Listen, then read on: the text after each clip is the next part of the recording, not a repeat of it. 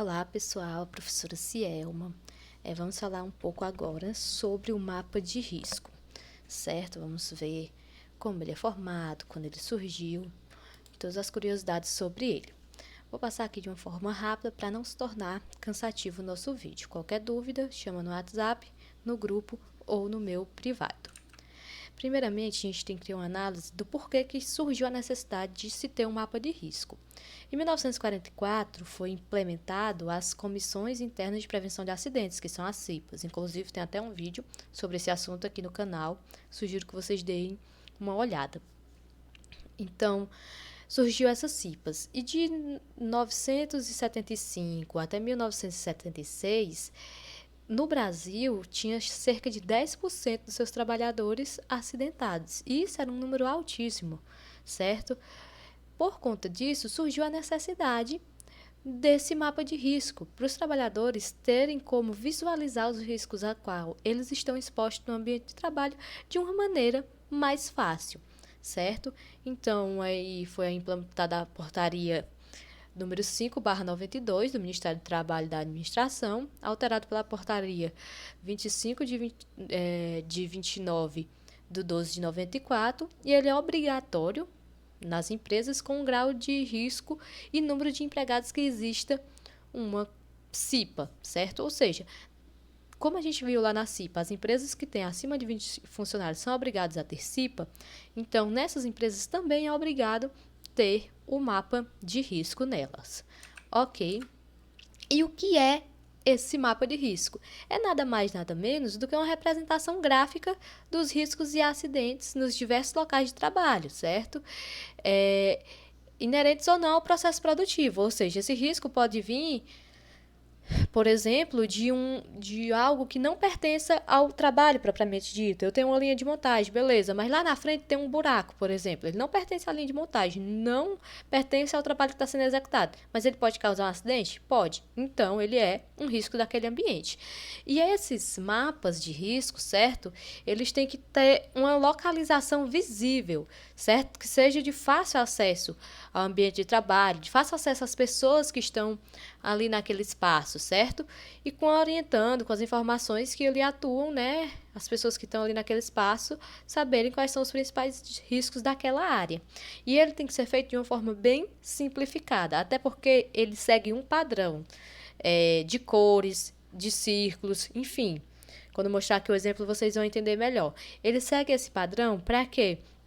Para que qualquer pessoa, seja ela funcionário da empresa ou não, ele consiga entender quais são os riscos que estão no ambiente.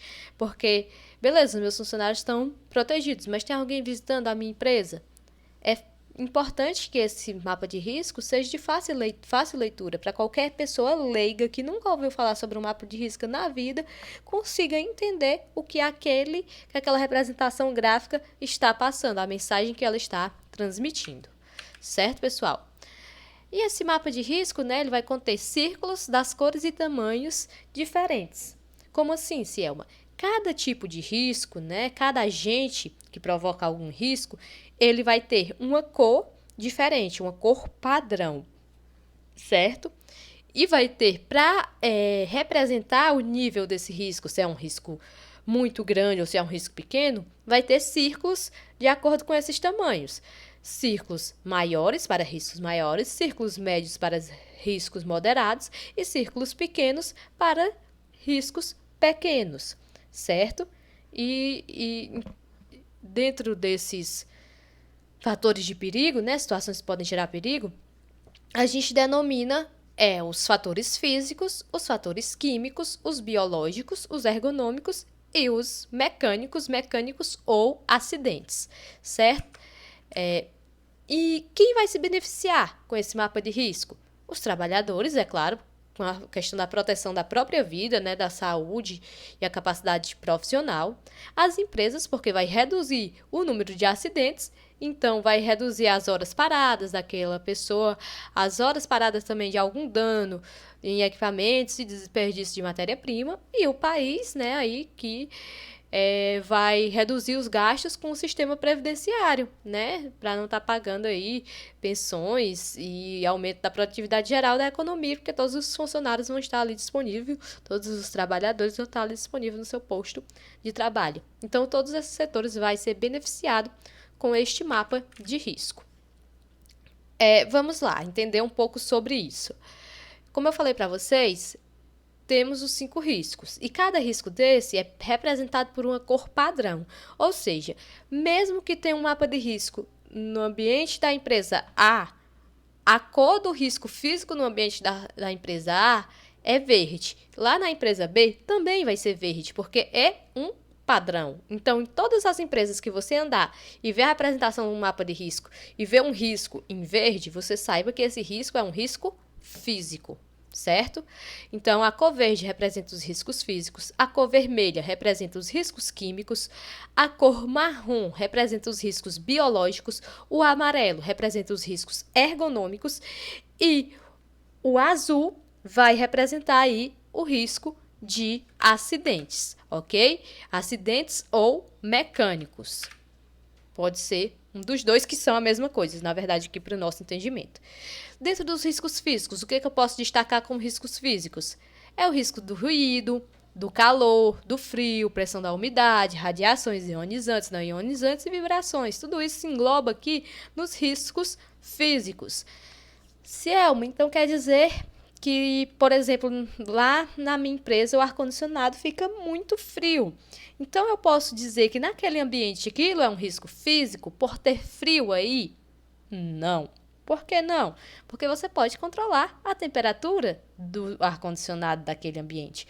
Agora, se independente do ar-condicionado, o ambiente é frio por si só, então sim, aí é um risco físico. E quando você também não tem a opção de desligar, de regular a temperatura desse ambiente. Por exemplo, num frigorífico, dentro do freezer grande, ali sim é um risco físico, porque você não vai poder regular aquela temperatura de acordo com você. Tem que ser de acordo com os alimentos ali que tem que ser preservado.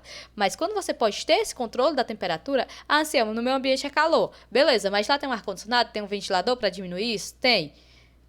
E quando você faz uso disso, o calor vai embora, digamos assim? Sim, então não é um risco físico. Agora, quando eu não tenho, é calor. Por exemplo, em escavações, certo? Na mineração ali, naquela escavação. Você ali não tem nada para te proteger daquele calor. Então, sim, ali o calor é um risco físico. Tá entendendo? Então, está dentro disso os riscos que não pode ser solucionado com algo prático do seu dia a dia que esteja em suas mãos. Ok? Os riscos químicos são representados pela cor vermelha e dentro deles está poeiras, fumos, gases, vapores, névoas, neblinas, substâncias compostas ou produtos químicos em geral, de uma forma geral, né? O biológico, fungos, vírus, parasitas, bactérias, protozoários e bacilos.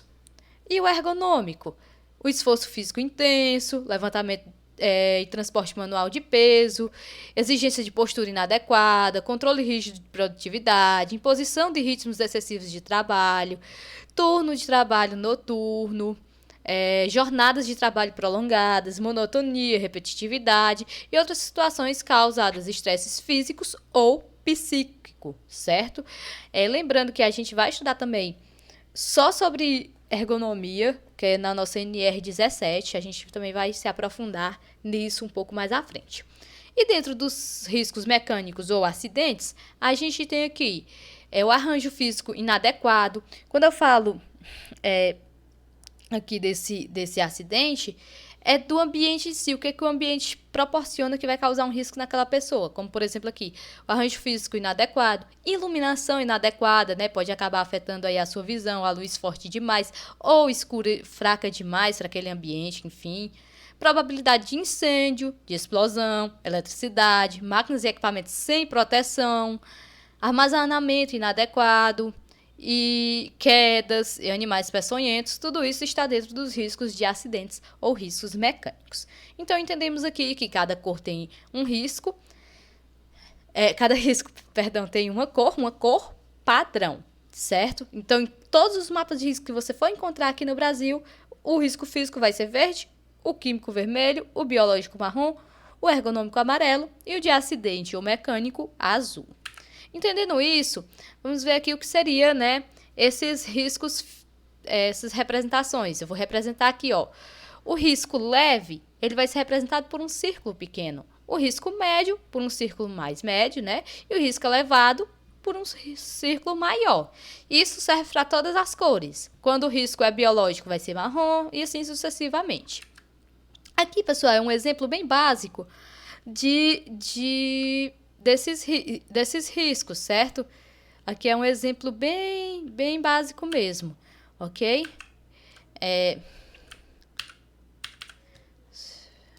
Vamos ver aqui. Aqui, ó, as representações dos riscos. Aqui está só a parte da planta, mas nessa imagem aqui a gente vai ter a questão mais profunda aí desses riscos, ok?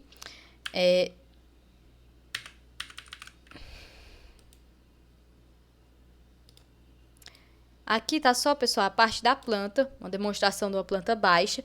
Lembrando que essa representação no espaço, eu posso representar só um setor, por exemplo, eu podia pegar só essa parte da linha de montagem e montar o meu mapa de risco com base só nela. Ou eu posso fazer já a representação do espaço todo. Quando é um espaço muito grande, é indicado que faça por setores, para facilitar aí essas identificações. Certo? Aqui é um exemplo básico, mas o mapa de risco completo, ó, ele tem que ser dessa forma. Por quê? Porque tem que apresentar aqui uma legenda, onde eu vou ter a legenda, por exemplo, eu nunca ouvi falar em mapa de risco. Então, quando eu vejo aqui a legenda de intensidade de risco e grupo de risco, eu vou entender o quê? Que o risco químico tá vermelho, o azul é de acidente. Então, quando eu olhar aqui, eu já consigo identificar qual é o tipo de risco. E aqui mostra o círculo, né, de acordo também. Círculo grande, círculo médio, risco médio, círculo pequeno, risco pequeno. E aqui eu tenho que descrever qual foi o risco encontrado naquele ambiente. Por que está com aquela cor? Por exemplo, aqui ele identificou riscos de acidente, que eu vejo azul. Aqui ele identificou o risco ergonômico e aqui ele identificou o risco físico. Então, e aqui nessa parte o risco biológico. Ele identificou esses 4, né, tipos de risco. Só não identificou aqui o risco químico. Beleza. Então, o que é cada risco nesse ambiente? Aqui, o risco de acidente. Ele indica aqui, trabalhe com atenção em cima da plataforma, evite quedas. Aqui, e tem mais outros exemplos aí, né? No risco físico, por que é que tem um risco físico? Nunca vá além de sua capacidade física. Se precisar, não existe impedir ajuda. Qual é o risco biológico? A questão da limpeza do ar-condicionado, acúmulo de fungos e bactérias, certo? O risco ergonômico, a questão do esforço nas pernas, levantamento de peso, enfim, aqui vai ter descrito quais são esses riscos que estão aqui.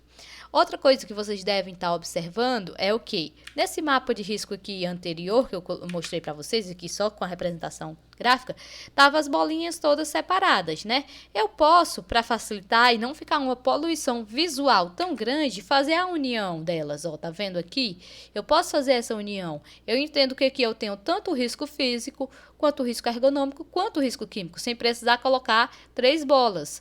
E por que eu posso fazer isso? Porque eles têm a mesma intensidade, que se eu observar e observar para a legenda, é um risco médio, todos esses riscos são médios. Então, eu posso fazer a representação da união dos 3. Se um deles tivesse o risco pequeno, então eu ia representar os 2 numa bolinha só como risco médio e fazer uma bolinha pequena para o outro tipo de risco. E essa seta, Cielma, para que é? É para indicar qual é a direção que esse risco está apresentado, onde é que esse risco está encontrado. O risco ergonômico aqui, no caso, está apontando para essa direção. Então, nessa área aqui, eu tenho risco ergonômico. Nessa área aqui, eu tenho um risco físico. Nessa área aqui, que pega bem o centro, eu tenho tanto risco físico quanto o risco de acidente. E para cá, o risco de acidente, entende? Então, a seta vai apontar aí para isso. Se não tem seta nenhuma, por exemplo, aqui esse risco biológico, ele vai ficar próximo do ambiente onde está gerando risco. Ele vai ficar próximo aqui, ó, nos sanitários. Você sabe que em todo o ambiente do banheiro você corre o risco de ter risco biológico. Aqui a questão do ar-condicionado, ele vai ficar próximo ao ar-condicionado para você entender que é ali essa parte do ar-condicionado. Enfim, é basicamente nesse sentido que é feita essa construção. Aqui é a planta, né, dos nossos laboratórios, onde tem o laboratório de edificações e aqui o laboratório de imóveis, e a gente futuramente faz a construção do mapa de risco do nosso ambiente lá do laboratório. Tá certo, pessoal? Então, é basicamente isso sobre mapa de risco. Se vocês tiverem dúvidas, chama no WhatsApp, ou no grupo ou no privado, e bons estudos para vocês.